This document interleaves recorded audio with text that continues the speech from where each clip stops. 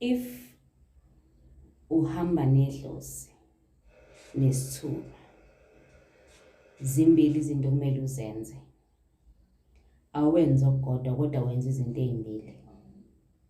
So labantu basebenza ngendlela ezahlukahlukene, abasebenzi inhlobo ngokufana futhi abasoze bafana in a working way. So uqala ngesithunywa usiphakamise bese kulandela ithongo, ngoba ithongo lifuna ukuphakanyiswa nalo ngokukhanya futhi njalo. So ngenkathi wena uphakamisa isithunywa sakho, wenza zonke izinto otshelwa zona ngokukhanya ukuthi lezi zinto kumele uzenze. Yilapho-ke usulapheka khona-ke, nawe neDlozi lakho usulapheka khona. So kubalulekile ukuthi umzimba weDlozi uphakamise nawo, uwenzele izinto, ukhulekise, ukhanyise, ucelele indlela ukuze nawe ube yithongo elihlanzekile, ube isangoma esingathakathi, ungabe isangoma esibulalayo noma inyanga ibulala abantu. But kubalulekile ukuthi ingelosi yakho ihlezi kuwe, iyona eqhamuka namasu ngaleso sikhathi kuzoba khona into, bese lesi iDlozi lesi bese yangenelela emva kokuthi isithunywa siphakame, yabona. So uqala isiphakame isithunywa bese kulandela iDlozi. Ngikathi futhi uzoqala nje ukusebenza umuntu noma ukhuleka, uqala ngomkhuleko bese ugcina usuzizwa usuphahla, usukhuluma nabantu abadala, omkhulu, amakhehla, nezalukwazi, bonke abantu noma nanamahle kuphela kwabo, usukhuluma nalabo bantu labo. So leyo nto yenzeka kanjalo. So ngiyacela ukuthi nibe nokuqonda ukuthi lezi zinto hayi ukuthi ziyahlukaniswa, zenzeka kanye kanye. Into uyayiqala ngala, uwenze okunye ngala, but laba bantu bakuwe angithi basebenzisa lo mzimba wakho. Zimbili izinto enizoyisebenzisa la, isithunywa neDlozi. Ukuthi wena uqale wadla igobongo lesithunywa waphethula ngezimbuzi noma nesikabhu, akusho ukuthi eDlozini angeke usasebenzisa lutho ngenxa yokuthi ufakile isiphandla sesithunywa. Zizofakwa nezinye iphandla zakhona mase kufika lapho, ngabe zu-3, ngabe zu-4, ngabe zingaki, kodwa zizoba khona, kube nesenkomo ekugcineni, uyabona.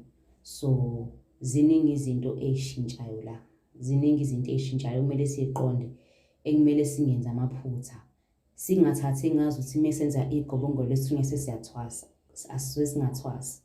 So kuphakamisa isithunywa sakho, like ezinye izinto, it's not working. You need to know that ancestors are so powerful and messengers as well, they are so powerful. So they work together. You can't separate the two. They are in you, but the first person to come, it is your messenger. This is isithunywa.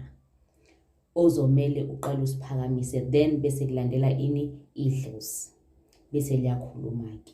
When usuqede everything about isithunywa, iDlozi liba nesikhathi-ke manje sikenjani, usuyashintshwa-ke manje, ngisho indlela yokugqoka, ngisho ubuhlalu sebuyashintsha, usufaka kephi endaweni. Bese leli iDlozi liyaphakama likukhombisa indawo lapho ozothwasiswa khona, ozoba yithwasa komunye ugobela lapho, ukhonjiswa ngamaphupho noma liphakame likhulume noma uzithole usekuleyo ndawo leyo ngenxa yesimo sesinjalo, ngoba amadlozi ayashesha, afuna ukusebenza. I know like there are few people who is so scary to start everything about spirituality life, especially with iSithunywa. They are so confused.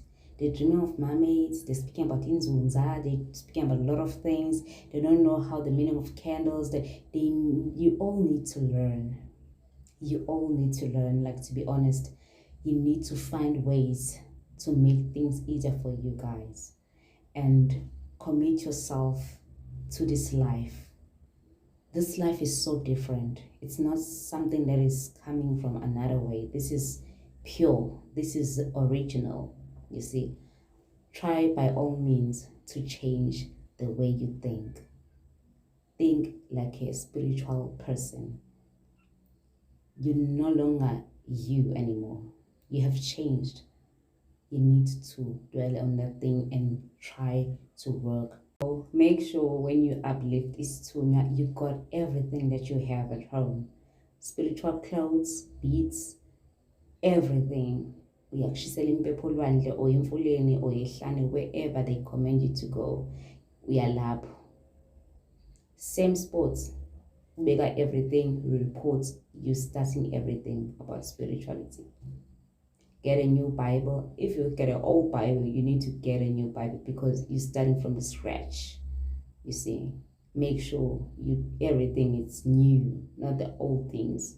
It's new. I know, like they showed you e-buy, that's from them. I'm talking about something like impempe, candle stands. Everything must be new.